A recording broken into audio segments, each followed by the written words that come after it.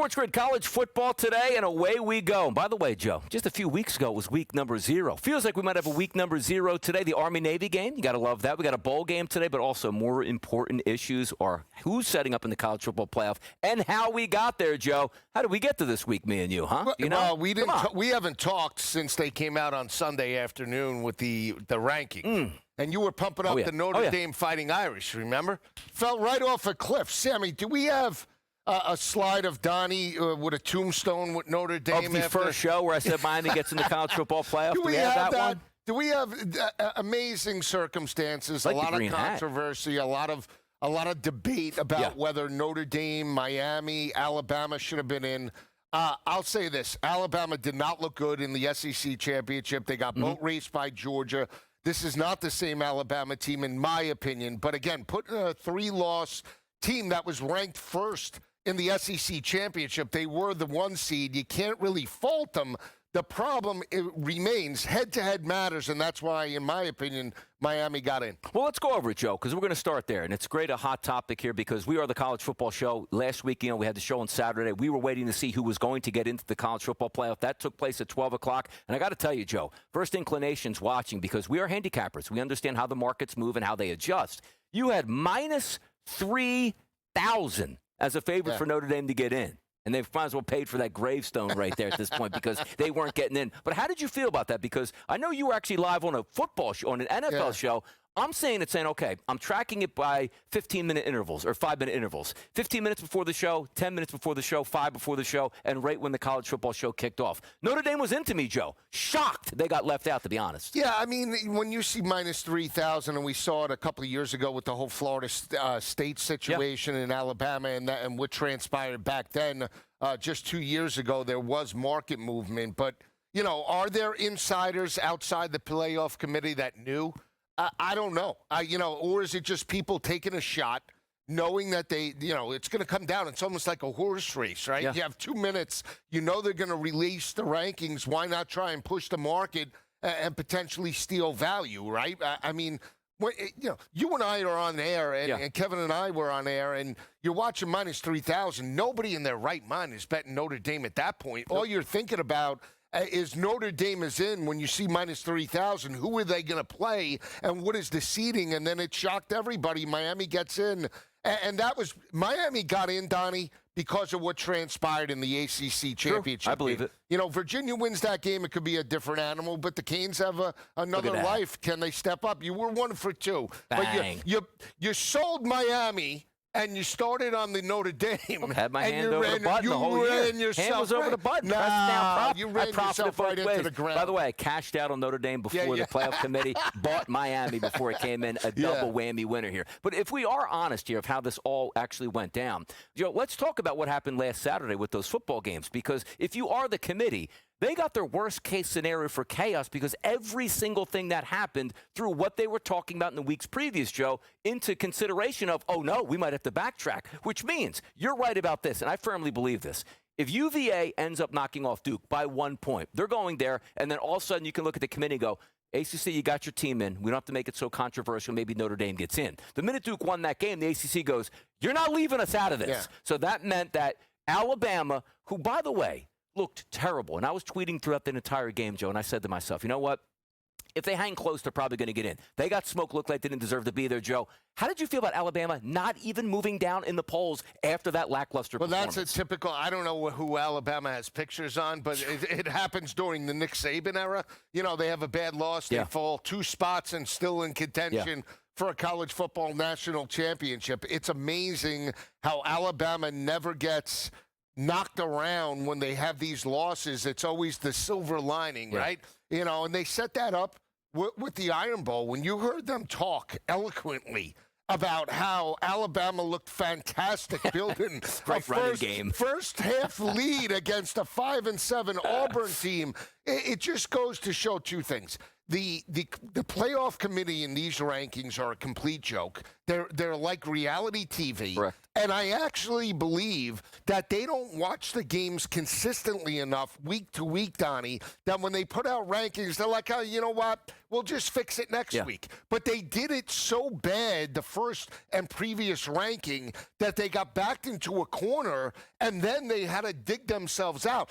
If you just put out rankings and say, you know what, final rankings at the end of the regular season, nobody has a problem with it because then there's no debate. When they tell you head-to-head matters for Notre Dame and obviously Miami, but then head-to-head doesn't matter in certain circumstances. Conference championships matter for Alabama, but it doesn't matter for BYU. That just shows you there's no real process when they come out with these top 12 teams. No, Joey's right. He's absolutely right about this, because if you are being honest with yourself and saying, oh, Larry, BYU, which this might turn out to be crazy. We're going to take a look at just a little bit, Joe, at the actual playoff brackets and how they turn out. But if you look at BYU, let's just say Texas Tech goes on a run, and BYU goes, all right, Texas Tech just won a national championship. We lost to them twice, beat everybody else. We didn't make it in the college football playoff. Because the fact that they dropped and Alabama didn't drop, at least if you said to yourself, Joe, we dropped Alabama back 1, we dropped BYU back 2, so I can live with that. But the fact that Alabama got crushed and didn't even move when everybody was saying, like, hey, I don't think Alabama should be even in now. Right.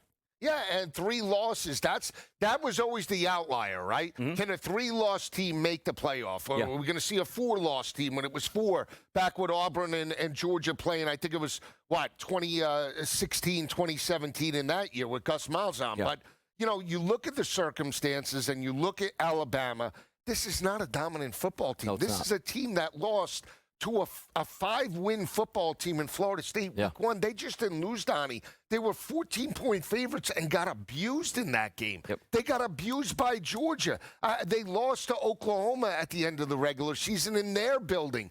So when you look at the body of work and you say, okay, we're going to take Alabama, but then a BYU team that had 2 losses ripped through everybody else in the Big 12, they're not deserving because they're not a brand or a notable name to get into the playoff is absolutely ridiculous. How about your ramifications down the line? Because we always get a lot of tough talk once this happens. Like, Miami's going to be upset if they got left out. But more importantly, when you do leave out a Notre Dame team and their AD goes and says, well, you know what? The ACC did irreparable harm now to us here. And this is where I start to laugh, because Notre Dame is not an ACC football team, but the AD was upset that the ACC pushed an ACC football team and not them. I couldn't even believe what I was hearing. Yeah, well, they play a 6-game ACC schedule, but here's the thing. If you're Notre Dame and you want to be backed by a conference, then join the conference, win the conference championship, and then, they would have smashed Virginia and Duke. Yeah. But the problem is they are not aligned with the ACC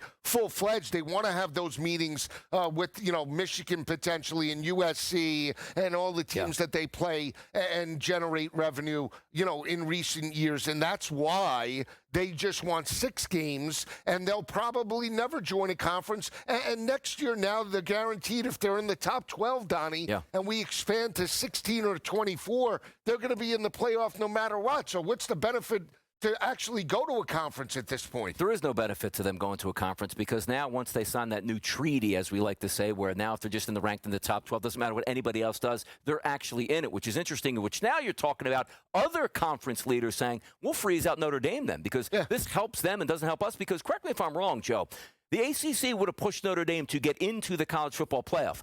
How much of that money is Notre Dame sharing with the ACC? None. None. No. Well, I don't even understand the argument by him. I can't get it in any capacity, because the 6 games warrant them to be covered by the conference, but you're not a member of the conference is absolutely ridiculous. And the bottom line is this. Again, we talk about it. They had 2 opportunities at the start of the year. Granted, it was C.J. Carr's first start, give them the benefit of the doubt, but they had Texas A&M in their building. They lose it 41-40. I know close losses to some people matter, but you can't start out a year 0-2 and then erase that against garbage competition. I'll tell you what, the one point, too, that, most pundits were right, including Joe, was like, okay, you go 0-2. And I was like, they're going to run the table and be the hottest team in college football. That wasn't even enough for the Notre Dame brand to even get into the college football playoff, which I was surprised by, Joe. If you win 10 straight, you said it all along. They don't have enough quality wins. I didn't think it was going to matter, and it turns out, Joe, it did matter. Yeah, it does. And you wonder, we gamble on this stuff, right? And you just wonder, do they know to keep it out? Like, too much money on Notre Dame? I can't believe a minus 3,000 was dead out of the playoffs here. We'll be right back on college football today.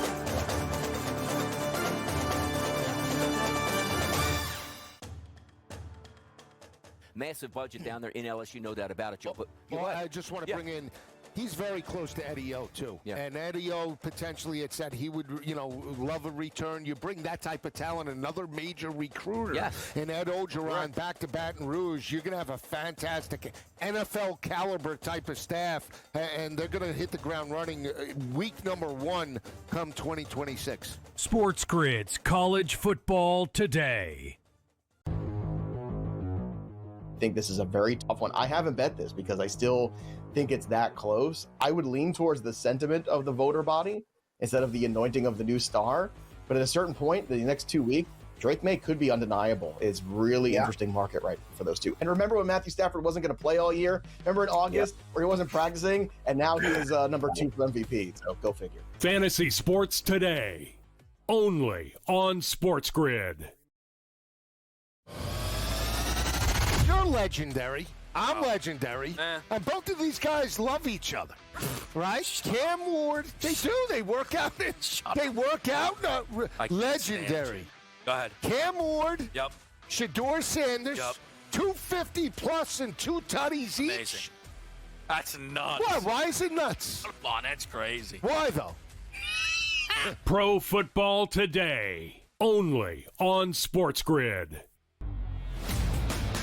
We just can't quit Josh Allen. He's at a 16% chance. And then the Baltimore Ravens. Ooh, don't count Lamar out. The Indianapolis Colts and Daniel Jones and Shane Steichen. And then there's those Kansas City Chiefs. But I got to tell you, Joe, you see how we're going lower and lower on this list right here? I'm telling you, a nice little wild card down there. You plunk $100 back and get paid $1,429 back on Houston Texans. The Early Line, only on SportsGrid.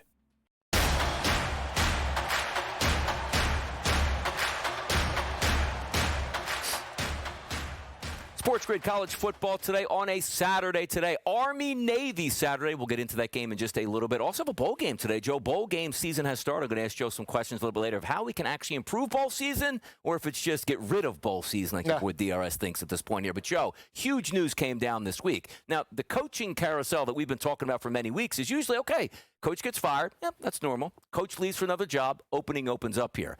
The Michigan Wolverines, national championship just a few short years ago. Michigan Wolverines do not have a head coach this morning. And some are saying like, oh, no, is it because he lost to Ohio State? No, it wasn't, Joe. What a tangled web we weave on how Sharon Moore actually got fired. I couldn't believe the story. You couldn't have told me this was a movie. Yeah, Joe. it was unbelievable. Now, if you read all the reports, and obviously we have to see exactly how the criminal investigation now plays out, and obviously innocent until proven guilty. But supposedly Michigan and the organization and program was aware of this activity and was working behind the scenes to potentially at least have a fail-safe plan in place. But, I mean, just the off-the-field stuff, Donnie. I mean, there were reports he was texting at halftime. I gotta get it. We got to check texting at halftime of Ohio State. I mean, unbelievable about the reports. And again, you feel for the student athletes. You feel for players like Bryce Underwood that came there. And now, if you care about Michigan, you're a Michigan backer. You have to get a big name, obviously, a new head coach, stable the waters, and then keep the talent because Lane Kiffin, now the Shark, all these big programs that have money are going to look to poach players when nobody's watching because there's no head coach in place. Biff Pogge's great. He does have head coaching experience from from Charlotte, but Biff ain't, and even though Biff has money himself, he ain't throwing money at these players to keep them right now because he doesn't even know if he's going to be there. Pretty incredible how it all came down, too, because when you see when the investigation actually started, Joe, the previous summer, where both of these two, got in front of a room, or at least with Ward Manuel, the AD, hey, this is a lie. We're not connected in any way. I don't know who started this vicious lie. And then usually the university goes, all right, that's good enough. We don't really want to dig into this because of what the implications would be. And then you saw some of the stuff start to come out on social media early December, Joe, and the Michigan guys, this is ridiculous. What an unfounded, substantiated rumor. Then it comes to light, and then you get, again, the technicalities of sometimes most people don't understand how the corporate world works. And college football is corporate world, which if you are a, supervisor and an underling, you cannot have a relationship because of what you saw of what actually played out, Joe. Hey, I make $50,000. I make $50,000. Wait a second, I make $100,000 now. Well, what's that double in pay? Oh, just a really good assistant, at this point. And then you're seeing, the relationship gets strained, and then what happens here, Michigan had no choice whatsoever than to get rid of this, and they're probably looking at a multi-million-dollar lawsuit on top of it. Yeah, and then there were reports about AD, Ward Manuel not firing with no an HR in the room. Uh-oh. Right, so there you go. We don't know the real story, and I'm sure we'll have other reports throughout the month about how this plays out. But again, some of the names being mentioned now, get to it. Gruden, obviously DeBoer and some of the other Jed Fish, which Dead Fish. Look, you want Jed Fish as your head coach in Ann Arbor? Does that fire up the fan base? I mean, he won his first road game against Maryland this year in 2 years. I mean, give me a break. We're talking about Michigan again. It's got to be a big name. And I heard Marcus Freeman being reported to that to go to Michigan. Yeah, that's the Tremendous. point. You're coaching Notre Dame. How some of these reports get linked out, but I would take a shot. On Gruden, just because again, the NFL ties, the head coach. He's a big enough, recognizable name, and again, has ties to the university. Obviously, working in media now, so I would take a shot on that as opposed to some of the other. Why do you want Kalen DeBoer if you're Michigan? He's not winning at Alabama at the level that Nick Saban up until this point gave him the reins. Yeah. Why would you want Kalen DeBoer roaming the sidelines in Ann Arbor? Makes no sense. Now, we love to look at some of those predictive markets here. We just had a Kalshi graphic up there. If we could place that up again, just to take a look at some of those moving odds. It's almost like the stock market, Joe. You love it. Up and down. You can get in, get out. You can bet in the morning, Joe. Have some great movement here by afternoon, and certainly cash out with a profit. Kenny Dillingham. I know you like him a lot, Joe. I do. He's actually on the leaderboard to be the favorite to be the Michigan coach. And you see that graphic pop up, Joe. 48% chance. He's actually down now to 45%, but still the leader here. What do you think about Dillingham? What sort of a fit he can make? I love Kenny Dillingham as a coach. Came from Oregon, was the OC with Bo Nix, coached up Bo Nix to one of his best completion percentages, then took over the reins from Arizona State, coached Cam Scatterboom and Sam Levitt, led them to a Big 12 championship, and challenged Texas in the college football semifinal playoff loss in overtime and got his team basically to 8 wins this year. I mean, the problem is that if you've listened to Kenny Dillingham talk about being potentially linked with the LSU job and some of the other openings, he had said he loves Arizona. His sister lives on, 2 houses down. His whole family lives basically on the same block. Does he want to uproot that and move to Ann Arbor? Sometimes money and jobs push that, but again, I don't see him moving. I wouldn't be apt to buy all into Kenny Dillingham. I would buy into some of the other coaches that are being linked right now. Some long odds, bettable options on these futures, Joe. Tommy Reese was sort of getting linked with that job. $100 pays back $5,000 for him. Lincoln Riley is actually at a 1% here. But why would Lincoln Riley had a very good recruiting class, bounced from USC and held over to Michigan? But you're right, Gruden's at 2%. Clark Lee, who just signed with Vanderbilt, is 3%. Understand this as well out there. Michigan has deep pockets, Joe. I wouldn't look at anybody's bottom. They can't go after that guy. They can go after whoever they want. They can. So again, if we're talking coaches, if you can't get Dillingham, I would take a shot on Clark Lee. He's done a great job with Diego Pavia, obviously coaching up that team. He took over after Derek Mason ran it into the ground, and he's done a solid job. 10-win season, knocked off Tennessee, went toe-to-toe with Texas and Alabama, which you could say with 3 and 4 stars as opposed to 5 stars. And certainly not the money, that Michigan has to coach up that team would be great. And he has the Notre Dame ties, right? You know, being a Notre Dame DC, so he understands the Northeast, he understands the Midwest, and he would hit the ground running, I think, from a recruiting aspect. But again, you have to make this decision quick. You can't let this go through Christmas, Donnie, and not have a head coach. No, you got to start things up from the bottom. But it's interesting that Kalen DeBoer is up there. Like, the dude coaches in the playoffs at Alabama, and he's actually would be thinking about leaving to Michigan. That's interesting. And then Jed Fish does nothing for me. Jesse Minter, former defensive coordinator under Harbaugh, he's listed at 6%, Joe. But this feels like where they're setting up. Nothing from the past Michigan can be coming back here, Joe. Throw out Counter Stallions, too. Ooh, Stallions coming back in the mix here. Throw them all out. Army, Navy up next. Come on back with us.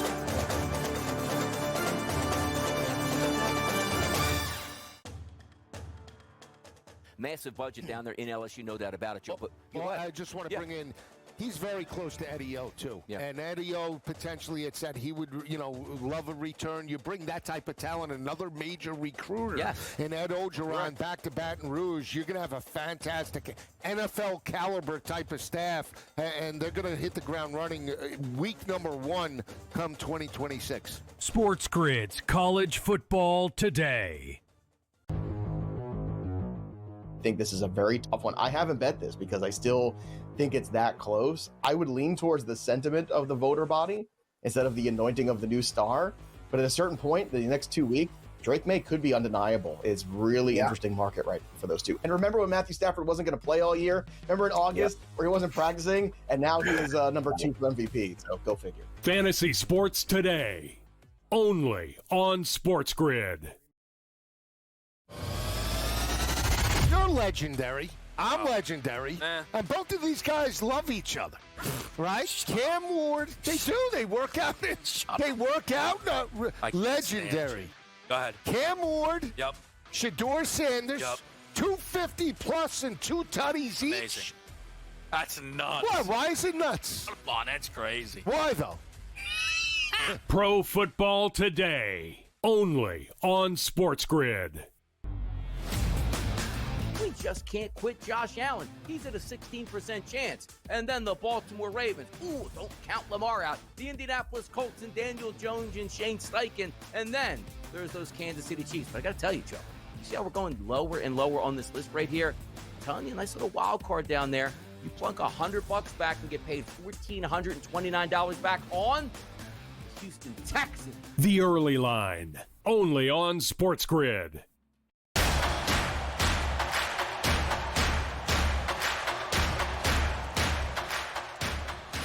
SportsGrid College Football Today, Army-Navy Saturday, Joe. And when I could just remember watching football late in December, usually meant the college football season was over. He had one last bang, and it wasn't necessarily with good football teams, Joe, but the nostalgia sold out wherever they went. Typically, it was in Philadelphia. Army-Navy's an institution here, man. It is. It is. It's going to be played in Baltimore. They played it there last year. But I got to tell you, there's talks potentially about Atlanta in the future. You can't. No, you can't do that. What's next? Ireland? Come on now. Indoors. It's got to be played on grass. I'm sorry. They should keep it in the link. Now, from the series perspective, Army has won 6 of the last 9. Navy did pick up this win last year, 31-13.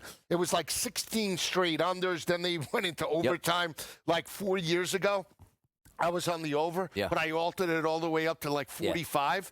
The kid fumbles on the 1 yard line in OT, and it wound up 20-17. They blew through the total last year as well. When you look at the 38.5, I'm not so sure. I have a strong feel about the 38.5, but I like Army with the points. Both teams obviously can run the football. 298 for Navy, 256 for Army. And 2 good quarterbacks, Blake Horvath and the passing attack, averaging 136 for Navy. Army obviously only 78 with Helms, their quarterback. But Helms has stepped up. This Army team went into Manhattan earlier in the year. They were 17.5, 18-point dogs against Kansas State. They won the game outright. They went to toe-to-toe with Tulane. They went toe-to-toe with some of the better teams on their schedule. You look at Navy. Navy beat Memphis and USF at the end of the regular season to get to this point.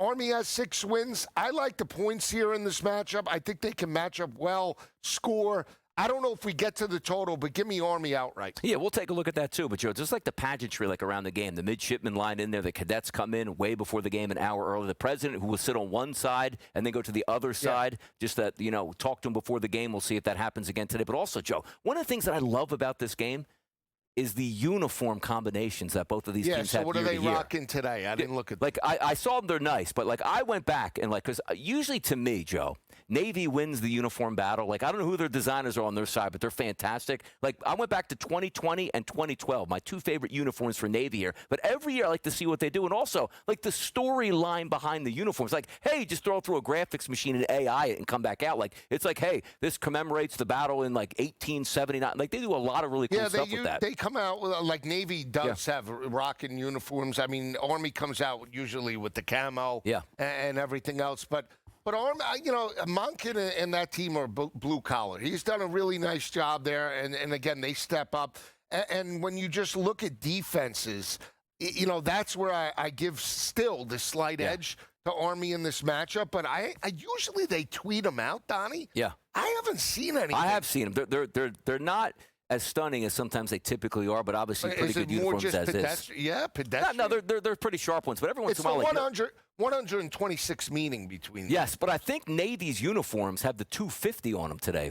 If I'm not really right. Like on the back of it. Like the one thing I don't like though is when they put like the uniform saying on the back where the nameplate is. You don't like that? No, I don't like that too much. Like I like when Army Navy like sometimes they'll pop the patches like on their chest with their names. Like I think that's really cool stuff that they actually play out and do that today, Joe. But if we do look at the total itself, that's always the lightning rod of this game, isn't it? 38.5 feels like you could just print it between 34.5 to 38.5.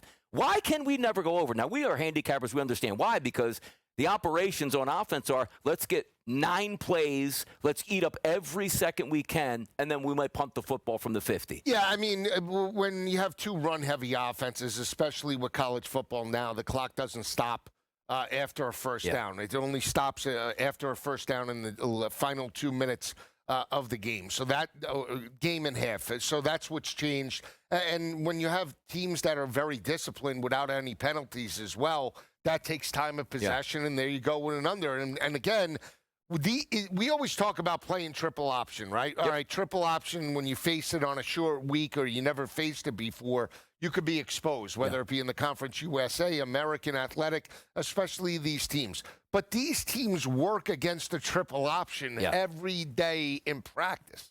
Scout team, backups. So, again, if anybody's equipped to play the triple option, it is Army and Navy, and that's why you see very close games, rare blowouts in this series. And both defenses, Donnie, only allowing about 4 yards per rush. Army's given up $143 on the ground. You have Navy giving up 146. Army's defense only giving up around 22 points per game. Not as explosive as they were last year, obviously. But they could still move the football. And again, turnovers do matter in this game. Again, Navy's averaging 6 yards per carry. They are the better passing attack. I like Army, though. I think they play better third down defense. I think they're just a little bit more physical. I think they pull it out. Let me give you a name today, Joe. Eli Heidenreich. Come on now. 42.5. I'll give you 2 guys. Teska for Navy and Smart for Army. Both will score today. Huge game today. Bragging rights, no doubt about it. A lot of fun in pageantry. We'll hit this game again within these 2 hours of college football today. But we got a lot of big topics, including bowl season. It's actually here. We'll talk about it next.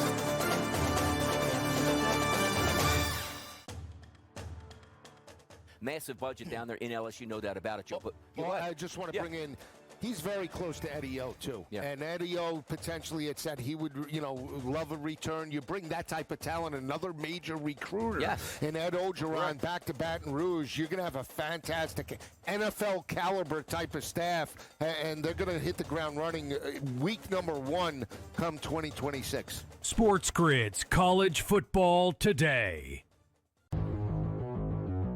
I think this is a very tough one. I haven't bet this because I still think it's that close. I would lean towards the sentiment of the voter body instead of the anointing of the new star. But at a certain point, the next 2 weeks, Drake May could be undeniable. It's really interesting market right for those two. And remember when Matthew Stafford wasn't going to play all year? Remember in August where he wasn't practicing, and now he is number 2 for MVP. So go figure. Fantasy Sports Today, only on SportsGrid. You're legendary. I'm legendary. And both of these guys love each other. Right? Cam Ward, they do. They work out. They work out. Legendary. Go ahead. Cam Ward. Yep. Shador Sanders. Yep. 250 plus and 2 tutties each. Amazing. That's nuts. What? Why is it nuts? Come on, that's crazy. Why though? Pro Football Today, only on SportsGrid. We just can't quit Josh Allen. He's at a 16% chance. And then the Baltimore Ravens. Ooh, don't count Lamar out. The Indianapolis Colts and Daniel Jones and Shane Steichen. And then there's those Kansas City Chiefs. But I got to tell you, Joe, you see how we're going lower and lower on this list right here? I'm telling you, a nice little wild card down there. You plunk $100 back and get paid $1,429 back on Houston Texans. The Early Line, only on SportsGrid.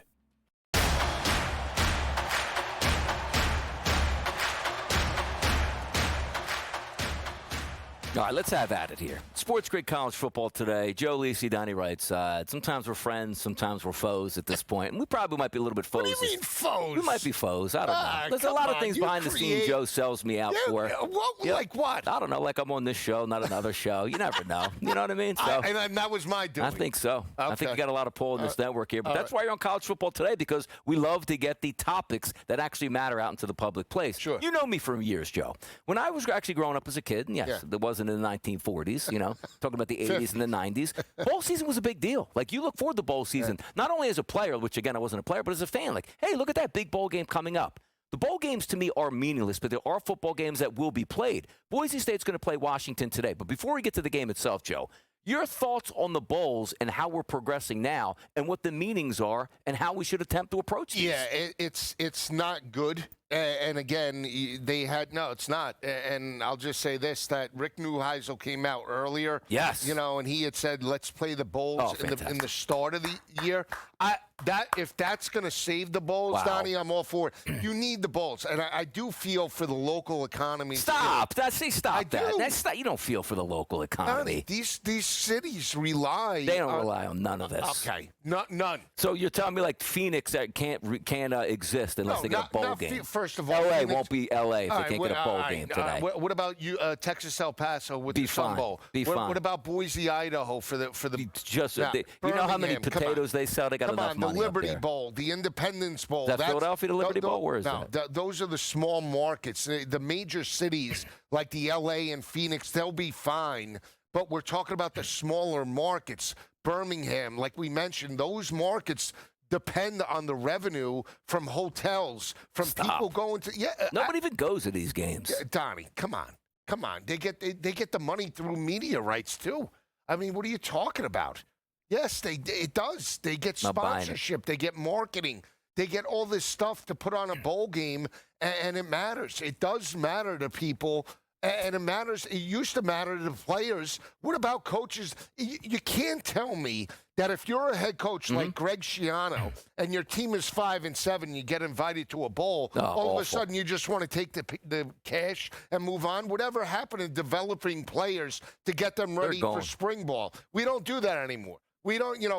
We could care less about the product. The game. We just care about the bag of cash, and that's all that matters. Now, what you stumbled on too, which Rick Neuheisel must listen to the SportsGrid Network, because he ain't first on this. Your boy DRS is first on this. Okay. Joe, I'm telling you now, I can't stand bowl games in bowl season. I want it gone. Why? I want a 2014 plus playoff. I think bowl season. Again, this is why we argue and go back and forth. But hear me out, Joe.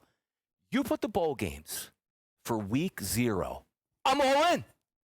Greatest ID in history. You line up top 50 programs, Joe, toe-to-toe in week 0 and call them bowl games and play them in the bowl games. Not even on campus. Play them in their bowl games, all in. Billion-dollar idea. Yeah, it is. $1 billion. It is great. I have no problem with that as long as we keep the bowls somewhat active. And we used to do this back in the 1990s. I remember it. I don't know if you do, the Pigskin Classic, Tennessee, Colorado, the Kickoff Classic. Kickoff Classic in the Netherlands. Been there many Georgia times. Tech and that win Penn I watched State. play live, Joe. Nebraska used to play in those games. So used to get marquee powerhouse programs, that played in these games, but they were only 1 or 2 to start the year. Now, if you do 40, oh my gosh, why We're not? In. But I'm you in so big. You should do 40, and it should also encompass the armed forces, Army, Navy. Why not allow them to play a bowl game in Texas or another Alabama or the Independence? I have no problem with that. But let's get it going, because right now everything is broken. The product is starting to stink now. Kids are walking out the door. Coaches are walking out the door. And we're not going to have college football the way we're going right now. No, we're not. It's going to be, again, which is why I want the expanded playoffs. I come from a position, Joe, where I love the bowl games as a kid. I think they're ridiculous. I think they're boring, and nobody cares about these games at this point right now. And we'll see. But gamblers, degenerates, we'll watch it and we'll bet on it. But, Joe, I'm telling you, can you imagine week 0 in college football? Starts on a Monday, ends on a Sunday, and you have bowl games for 7 straight days? No, they're not going to do that. Think of the market. What do you mean? Why can't you? So they're going to have every bowl game on one day? Yeah, it would be on Saturday. Come, they're going to stop. The bowl games don't work like that. Otherwise, they do it today. Yeah, but again, Donnie, you have to. I mean, what are you going to do? You're going to change and make it college basketball? These kids, you can't play a bowl game on every day. What? And to start the season? Yes, because you usually get that mini bye built in before you get into September anyway. Week 0, Monday through Sunday play. Every day you're going to have multiple games. It would be sensational, like Feast Week in college basketball we try to get excited for. Joe, I'm telling you, the kickoff, this could get everybody back in there. You get the bowl game. You qualify for it, you play it in August, and you go on with your season. It's fantastic. The only way you could get it done now is if you expand the play, because now teams like Texas and Alabama and all the teams that... Yeah, but we don't have the bowl games at the end of the year then, Joe. We just have the 24-team playoff, 16-team playoff, whatever it is. But you're not... Texas isn't going to play Ohio State or Georgia. Why?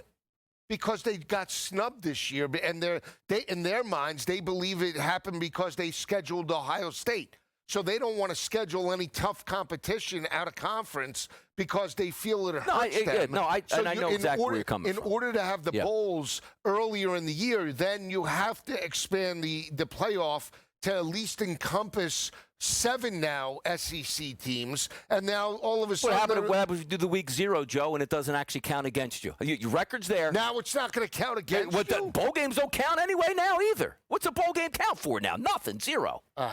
So you're going to play an extra game that doesn't count. For what reason? Why do we play the bowl games now? None of them mean anything. Because the bowls used to be a reward. Used to be, yes. Yeah, but again... Now it's an anchor. Well, now it's a financial anchor. Well, because nobody wants to... Now it's, I miss my family. All right, what happened when you were fighting for a national championship in the mid-1990s and you were fighting for a bowl game? How about this and one, 10-2 mattered? How about the talk we had for years that goes...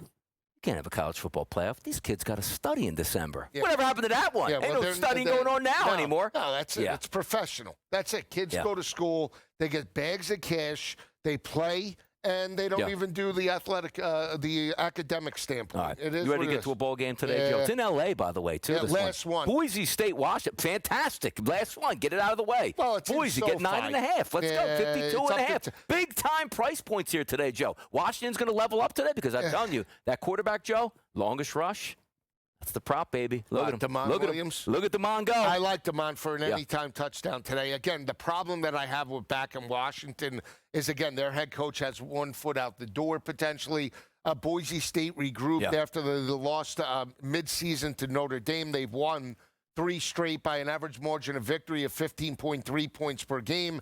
Maddox, Madsen, Dylan Riley are good. They're not an elite team. I think they could be exposed defensively, but I'll still take the 10 points with Boise State. We saw Washington, for the most part, and Jed Fish throughout his career at UW has struggled in road environments. This line opened up at 8.5.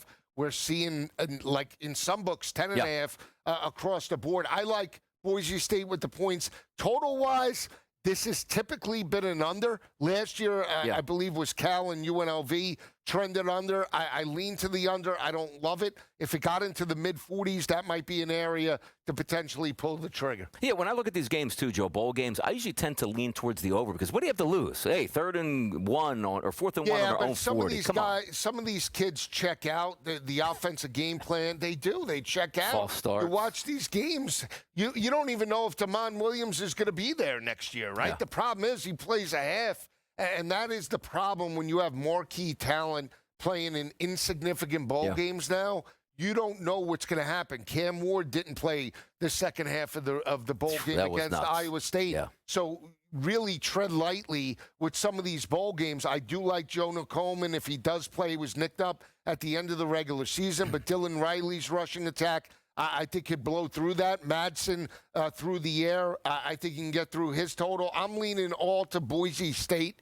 This, to me, means more about Boise State happy to be here as opposed to Washington that potentially had their sights set on a Big Ten championship. Yeah, you're not getting any discounts here on some touchdown props. You're listening to Washington. Coleman, minus 230. Muhammad, minus 230. But then you take a look there, Joe. I saw coming up in your spot there. Quarterback there for Damon Williams Jr., plus 100 now in the marketplace here. It's not a bad value. Yeah. He can scoot. Yeah. He's an RPO guy. He has a live arm, but they like to get him out in space. Coleman is the workhorse if he plays today. Heisman talk, Joe Ranieri.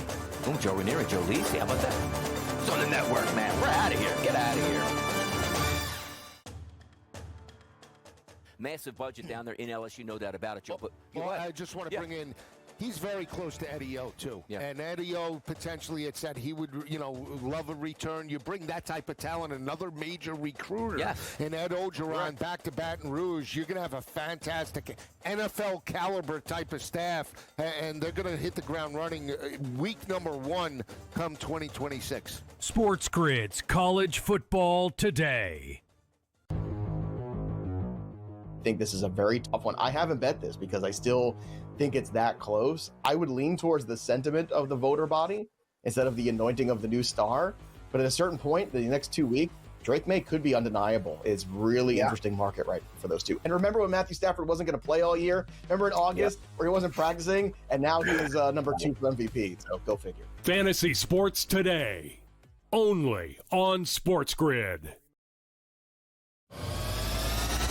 You're legendary. I'm legendary. And both of these guys love each other.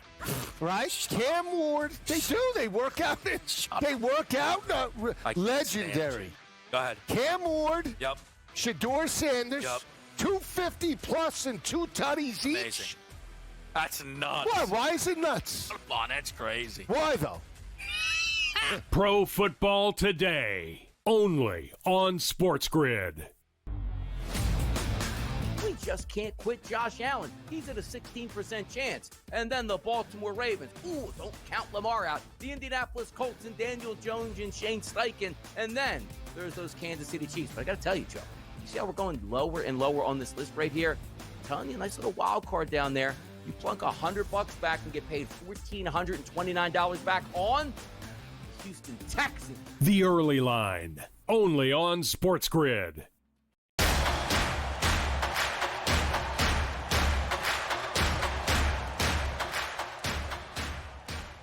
Every Saturday in December, Joe, they pick a night and you go to the Downtown Athletic Club and you cheer on your favorites here. And most of the old Heisman winners, they come back to town, Joe. It's a big deal here. The one thing I do get upset about is I don't need a 2-hour show to get you into the Heisman talk here tonight, which is what you're going to see. But the Heisman Trophy, I think we can argue, Joe, or maybe agree, maybe the biggest award that you can possibly get. Like Super Bowl MVP is great, MVP, the basket, like all that. I think the Heisman is the most recognizable award, though.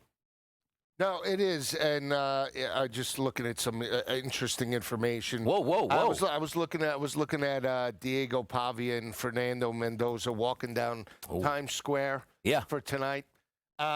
Look, I mean, if you watched the Big Ten championship game last week, Fernando Mendoza at one point was plus 170, and Diego Pavia was plus 170, and Mendoza was tailing off, right, because of the performance in the first half against Ohio State. Then fast forward, you have the late comeback by Indiana to pull that game out, and all of a sudden Fernando Mendoza is minus 2,500 to steal the hardware, and Diego Pavia was as high as 12-1. Yeah. He settled back in at 10-1.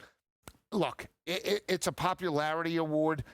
Diego Pavia hasn't played in 2 weeks, Donnie. So, like, he has more, I think, hype than Fernando Mendoza, but the voters only remember last week, which was Mendoza with the fourth quarter drive to seal the deal against top-ranked Ohio State. So for me, I don't see any way how Mendoza doesn't take it tonight. But again, if you want to take a lottery ticket, the value is there on Pavia. Yeah, we take a look right now on the predictive markets, Joe. Looking at Kalshi, a 98% chance for Fernando Mendoza, which means a $100 wager right now will give you $3. But you say, hey, that's an extra $3, they could put towards good use, Joe. You're going to fire away on that? Can you buy a coffee with $3? Can't even buy a coffee with that. Maybe a soft pretzel. At a gas station, you could. Some gas station sushi, $3. Can be able to cash that ticket in here. But talk to me about this, because I think it's a perfect revelation of what we saw last week, where you might say to yourself, Joe, right? Hey, well, Mendoza's 98%, he's going to win it. Because if I do the math here for Diego Pavia, who's listed at a 4% chance, Joe, a $100 wager pays back $2,500. And some would say you're wasting your money. Look at the odds. Joe, what about the odds for Notre Dame last week? Minus 3,000, and they didn't even make it in. Yeah, I know, but the Heisman is a little bit different because I feel like this info straw poll, people already know it. Like this is leaked a little bit. Mendoza's linked as the #1 overall draft for in May. So I think it's gonna be very hard for Diego Pavia, and you see it right now. I mean, could Jeremiah Love steal it? No, his team's not even in the play. Look, I'm not saying this is wrong, though, but the graphic's going to pop up here. Some of the odds on some of the guys that you think that possibly could look at it here. Yeah. By the way, let me see here. This was the beginning of the season graphic that we're looking at behind the scenes? What is that? Because why would Mendoza be 50-1? Is it like the first week of the season? I don't know. Yes. First week of the season. There we go. So that's where the line movers were. But talk to me about this, though. Like Diego Pavia, I just wish he would have got a chance, Joe, in the SEC championship game. Like he pulls that, when you go back on some of the biggest moments where you're right, people remember last. You have, Johnny Football going into Alabama. They always remember that game. It's like, wow, this guy's going to be the Heisman Trophy winner. But we did agree last week on that Big Ten championship game. Didn't matter the statistics. If Mendoza won, he's probably going to be the Heisman winner. Yeah, I mean, he knocked off Tennessee. He snapped a 6-game losing streak. They were smacked around by the Volunteers. Yep. They had lost those games by almost 4 touchdowns, 26.6 points per game over the last 4 meetings. They got smacked around after they jumped out last year to Tennessee. He went into Knoxville. He went into Neyland Stadium, had a huge performance. He put up the previous week against Kentucky, 484 yards and 5 touchdowns. He almost knocked off Texas, right? His second half comeback, they lost but covered. And he went toe-to-toe with Alabama. If he would have picked up either one of those victories, he probably would have stole the Heisman, and he would have been in the playoff to boot. Take a look at this, Joe. Just looking at some of those previous Heisman Trophy winners, man, there are some, the who's who of football, the past 15 to 20 years. If you have a memory for yourself, Joe, Heisman Trophy, look, who was your favorite guy that got the Heisman Trophy? I like Barry Sanders back in the day. Barry was good. I mean, think it back. I mean, some of the, Reggie Bush to me in 05 was, that year was amazing. And Liner and that team, recent memory, you just think last 20 years. I mean, I grew up with Herschel, Bo Jackson, 1984, 1985. I mean, Chuck Long, those guys, battling it out. I mean, that's what I remember about the Heisman, right? You just think about, and Charles Woodson, 1997, watching that game. Knocking off with Peyton Manning. Well, yeah, but I'm talking about the Ohio State game where he runs back. Yeah, he ran back. Yeah, punt return for a touchdown, and they smack Ohio State. He poses the Heisman. He seals the deal. Desmond Howard. I mean, we can go on and on. I mean, the great players that played in the 90s and obviously, 2000s and up until this point, it has lost its luster. It's not the same. Baker, you can make the argument winning, that it got back to that, and obviously Kyler and all that, but it's a popularity award. Think about it. Desmond Howard, for me growing up, I mean, the catch against Notre Dame was phenomenal. That punt return to hit the little Heisman pose. First guy I remember actually doing that on TV. It was like, yep, that's going to be a Heisman moment. Yeah. Actually flashing the Heisman pose in the end zone. But you take a look at some of the guys in the early 2000s. Chris Winkie, Eric Crouch, Jason White, Troy Smith, Sam. I'm telling you right now, if you would have told me today, hey, Donnie, did Sam Bradford win a Heisman? I probably would have said, I don't think he did. He actually did. Yeah, he did. Man. He won it in the Bob Stoops era, and he got that huge contract in the NFL, never panned out. But yeah, I mean, think about the 90s. I mean, you had Tommy Frazier. You had some of the real good players, right? Danny Werfel. You just think about those dominant teams. Gino Toretta in the 90s, Joe. Come on now, big time. By the way, 1993, who won it? National champion. So it was, this is where we get tricky because 93 was the national champion was Alabama. But this is the 93 season. So this is which they would have played Charlie Ward. Charlie Ward won it, yep. Rashawn Salam in 94, Eddie George 95, Danny Werfel in the fun and gun offense with Spurrier in 96, then Woodson, Ricky Williams, Ron Dane in 1999, and then Chris Winkie in the 2000s. Somebody's going to get crowned tonight, Joe, and I always get a kick out of I like to see all the previous Heisman guys in the building. I think it makes a pretty good that's the one thing. TV. And if you want, they'll send it out to all the football writers. I think to have lunch is like 5 G's to you can have lunch with everybody. Sit down with them, sign a couple autographs. Now you're allowed to. All the NIL doesn't matter now. Usually you win the Heisman, you're set for life. You're already set for life with the NIL at this point right now. But you'll find out tonight who that champion's going to be. Heavy favorite tonight on Mendoza, and he's probably going to take it down. Rat Pack games today, Joe. By the way, Joe says every bowl game is a Rat Pack game. How about that, people? We'll be right back.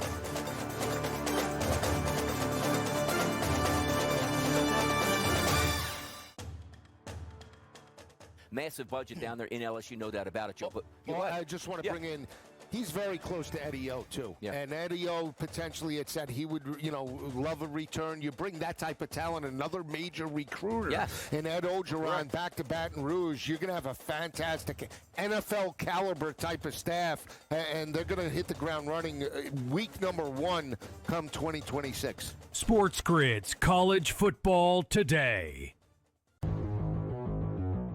I think this is a very tough one. I haven't bet this because I still think it's that close. I would lean towards the sentiment of the voter body instead of the anointing of the new star. But at a certain point, the next 2 weeks, Drake May could be undeniable. It's really interesting market right for those two. And remember when Matthew Stafford wasn't going to play all year? Remember in August where he wasn't practicing? And now he is number 2 for MVP. So go figure. Fantasy Sports Today, only on SportsGrid. You're legendary. I'm legendary. And both of these guys love each other. Right? Cam Ward, they do. They work out. They work out. Legendary. Go ahead. Cam Ward. Yep. Shador Sanders. Yep. 250 plus and 2 tutties each. Amazing. That's nuts. What? Why is it nuts? Come on, that's crazy. Why, though? Pro Football Today, only on SportsGrid. We just can't quit Josh Allen. He's at a 16% chance. And then the Baltimore Ravens. Ooh, don't count Lamar out. The Indianapolis Colts and Daniel Jones and Shane Steichen. And then there's those Kansas City Chiefs. But I got to tell you, Joe, you see how we're going lower and lower on this list right here? I'm telling you, a nice little wild card down there. You plunk $100 back and get paid $1,429 back on Houston Texans. The Early Line, only on SportsGrid.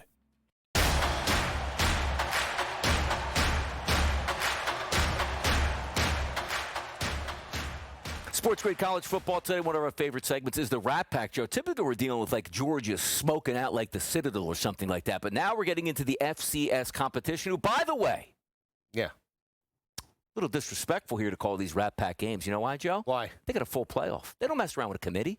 They don't mess around with a committee here at this point, Joe. You know what I mean? They have an expanded playoff. Nobody gets upset. They settled on the field. We're not worried about giving a Division II or Division III a bowl game here instead of them. They're getting down to business, and you can believe who that national champion is. Okay. I got respect for it. I have no problem with it. That sounds like you do. I mean, come on. I mean, some of these games are come on. What do you mean? You're disrespecting it, Joe. I'm disrespecting. I mean, didn't you take a recruiting trip to Lehigh? Didn't you take a recruiting trip to Lehigh in the 90s? Yes. Well, why are you disrespecting it? No, Donnie, I'm not disrespecting it. What I'm saying is is that, yes, and I'll credit Division III and Division II. Yeah. They do a great job with the college football playoff, and they put together these games. And again, it's a true tournament, right? And it matters. And that's what we want to see some of us on the FBS level, right? I get it. But, you know, I still am a proponent that college football, if you mess up early, that's it. That's what makes the beauty of the regular season. You know, it's not like the NFL. We're not trying to make it like the NFL, although some people are. Yeah. And that's the difference. But again, some of these matchups today are pretty good, I guess. By the way, you got to let's start with the first game, Joe. Nova, Tarleton State. Nova getting 12.5 traveling. By the way, Tarleton State, I don't know where it's at. It feels like it's in Texas. It is in Texas. Yes. Look at that, man. There you go. So now. What is that, Geo? So now, what's the game, Geo something? I'm good at that now. GeoGuessr? There you go. So Tarleton State knocked off Army at the start of the year. They won it in overtime, 30-27. Nova's got a really good defense. We're curious to see how this game plays out. Tarleton State is balanced. They're battle-tested. Again, I like the over in this matchup. If I had to pick this game, I'm not going to be betting this game in any capacity, nor watching it. I know you are. Yep. But Philadelphia area.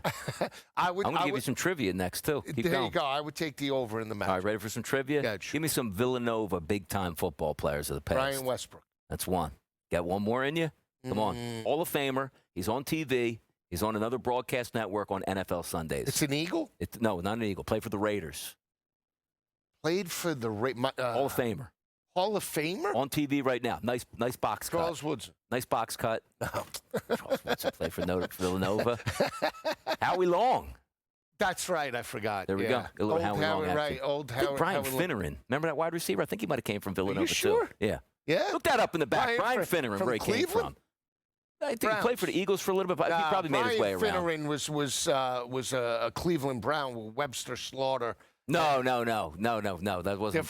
That was the different name. No, what was it? Now we're getting down to it. That wasn't the wide receiver's name, and I know who you're talking about. That was Webster Brian Slaughter on Finneran. one side. It wasn't Brian Finneran. It wasn't. We're gonna have to look that up here. Look it up.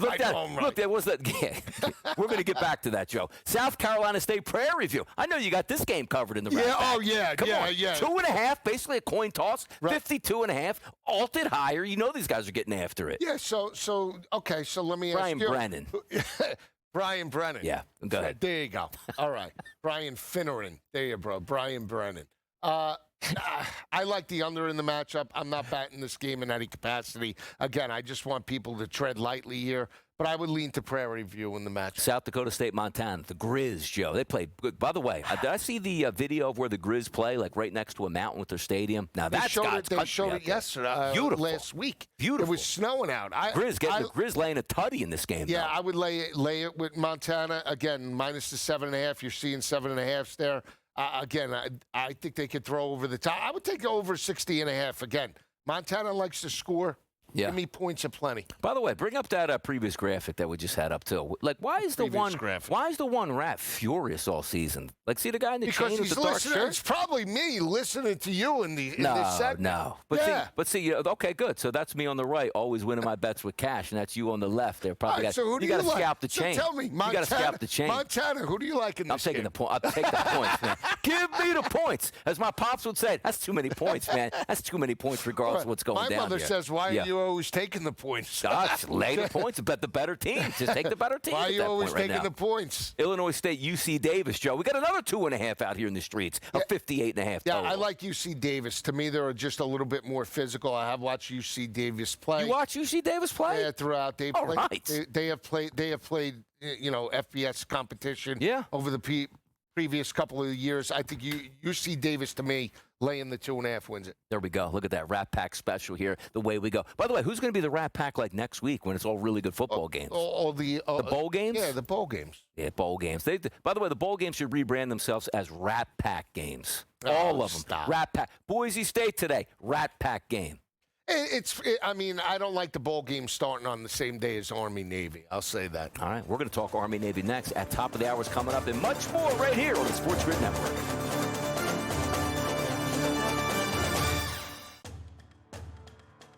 Massive budget down there in LSU, no doubt about it, Joe. But I just want to bring in He's very close to Eddie O, too. Yeah. And Eddie O potentially had said he would, love a return. You bring that type of talent, another major recruiter. Yes. And Ed Ogeron back to Baton Rouge. You're going to have a fantastic NFL caliber type of staff, and they're going to hit the ground running week number 1 come 2026. SportsGrid's College Football Today.